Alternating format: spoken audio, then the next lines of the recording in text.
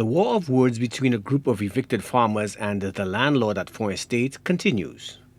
Last week, the owner and administrator of Font Estate both responded to the evicted farmers' allegations of unfair treatment. Administrator Anja Fernand said all efforts to get the farmers to meet their payments following the forgiveness of some initial debts were futile. Estate owner Roland Fernand added the delinquent farmers left him no choice.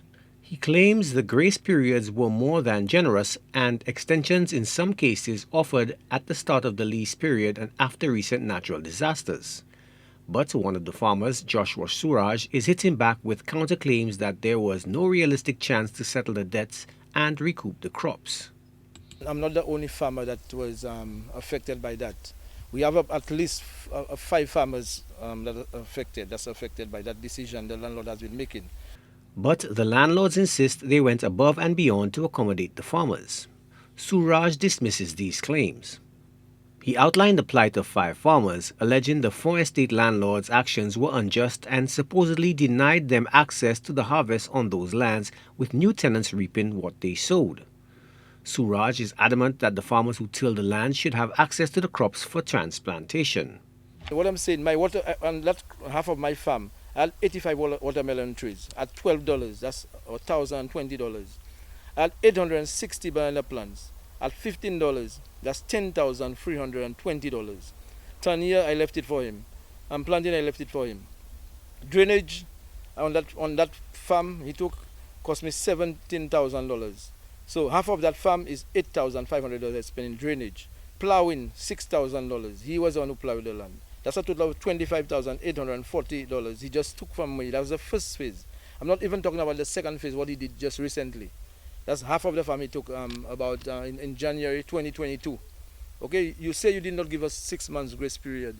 Why you didn't ask us for money from July 2021 to December? You know you gave us the grace period. The aggrieved farmer now characterizes the grace period as an elaborate ploy, arguing the eviction is tantamount to economically disenfranchising the farmers, given he believes the value of the cultivated crops outweighs the outstanding rent. Mr. Landlord, I'm telling you, we need payment for our crops. Okay, and the new tenants that is encouraging these things, we all need to stop that, because that is not a good thing. Okay, the new tenants that is encouraging that. We want payment for our crops. That's how many families you're destroying right now. Yeah? That's about 6 families you're destroying, their livelihood. That's our livelihood. We depend on that. Okay? Right now, 6 families in despair without a salary. How can you do that, Mr. Landlord? The farmers' plight was compounded, they say, by severe weather events and the administrative implosion of the banana sector, with the demise of Windfresh as the shambolic low point of the once lucrative monocrop that built modern St. Lucia. The evicted farmers are calling for an assessment of the rent owed for consensus on a payment schedule that redresses the complaints of the affected parties.